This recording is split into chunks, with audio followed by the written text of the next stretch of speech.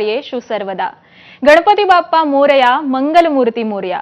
आपणा सर्वांना गणेश चतुर्थीच्या हार्दिक शुभेच्छा। आज गणेश चतुर्थी राज्यभरात गणेशोत्सव मोठ्या उत्साहामध्ये साजरा केला जातोय। अनेक घरांमध्ये बाप्पाची प्राणप्रतिष्ठा केली जाते।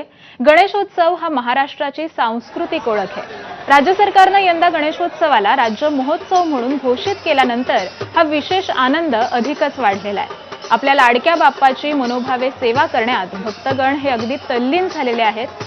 आणि ही थेट दृश्य आपण पाहतोय लालबागचा राजा, गणेश गल्लीचा राजा आणि पुण्यातील दगडूशेठ बाप्पाची।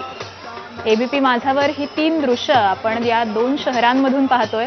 गणेशोत्सवाची सध्या धूम आहे आणि गणेश भक्त हे अत्यंत तल्लीन होऊन बाप्पाची सेवा करण्यात मग्न झालेले आहेत। लालबागचा राजा असेल, त्यानंतर गणेश गल्लीचा राजा असेल, अर्थात मुंबईचा राजा, आणि तिकडे पुण्यात देखील गणेशोत्सवाची जय्यत तयारी झालेली आहे। अगदी काही वेळातच दगडूशेठ बाप्पाची मिरवणूक सुद्धा निघणार आहे। त्यामुळे पुण्यनगरी आता दगडूशेठ बाप्पाच्या आगमनासाठी सज्ज झालेली आहे। मुंबईत देखील गणेशोत्सवाची धूम आहे। अनेक गणेश भक्त हे आपल्या लाडक्या बाप्पाच्या दर्शनासाठी दाखल झालेले आहेत। मग तो लालबागचा राजा असेल, गणेश गल्लीचा राजा असेल किंवा चिंतामणी बाप्पा असेल।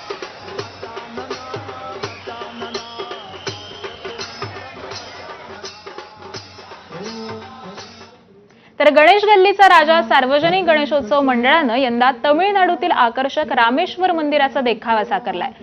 चारधामपैकी एक आणि 12 ज्योतिर्लिंगांपैकी एक असं हे मंदिर आहे। सर्वसामान्य नागरिकांना आर्थिक अडचणींमुळे अनेकदा महाराष्ट्र बाहेर दर्शनासाठी जाता येत नाही, त्यांच्यासाठी हा देखावा खास करून तयार करण्यात आलाय।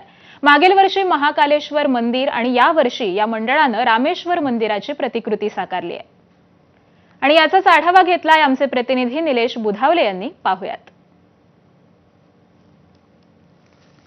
भारतातील प्रसिद्ध 4 धामपैकी एक धाम असणाऱ्या रामेश्वरम येथील प्रतिकृती आज गणेश गल्लीच्या राजाच्या या मंडळाच्या वतीने तयार करण्यात आलेली आहेत। मुंबईतलं प्रसिद्ध गणेश गल्ली गणपती मंडळ आहे। या मंडळामध्ये यंदा हे रामेश्वरमची प्रतिकृती तयार करण्यात आलेली आहे। रामेश्वरमचं वैशिष्ट्य म्हणजे 4 धामपैकी एक धाम हे आहे। ज्यावेळेस रामानं लंकेवर विजय प्राप्त केला त्यानंतर या मंदिराची स्थापना झाली असं देखील म्हटलं जातं। मंदिराच्या समोर असणारं सिंह असेल किंवा मंदिराचे जे खांब आहेत हे अतिशय उत्कृष्ट पद्धतीने तयार करण्यात आलेले आहेत। बारकाईनं नक्षीकाम जे आहे ते आपल्याला या सर्व खांबांवर पाहायला मिळतंय। आणि यंदा हेच या गणेश गल्लीच्या राजाचं वैशिष्ट्य आहे। शंकराची आकर्षक मूर्ती या ठिकाणी करण्यात आली आहे। यासमोरच संपूर्णपणे मंदिराची जी प्रतिकृती आहे ती देखील या ठिकाणी तयार करण्यात आल्याचं पाहायला मिळतंय। आणि एकंदरीतच यंदा या गणेश उत्सवाचं 98वं वर्ष आहे आणि त्यामुळे एक वेगळा देखावा निर्माण करण्याचं काम मंडळाच्या वतीने झालेलं आहे। भाविक या ठिकाणी मोठ्या प्रमाणामध्ये आहेत। सकाळीच दर्शनाला तुम्ही आलाय, काय सांगा?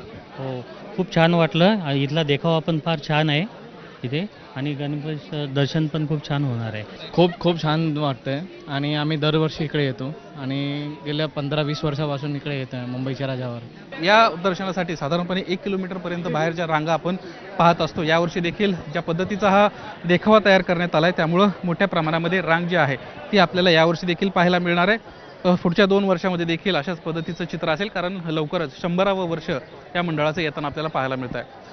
कॅमेरामन मनोज जयस्वालसह निलेश बुधावले, एबीपी माझा, मुंबई।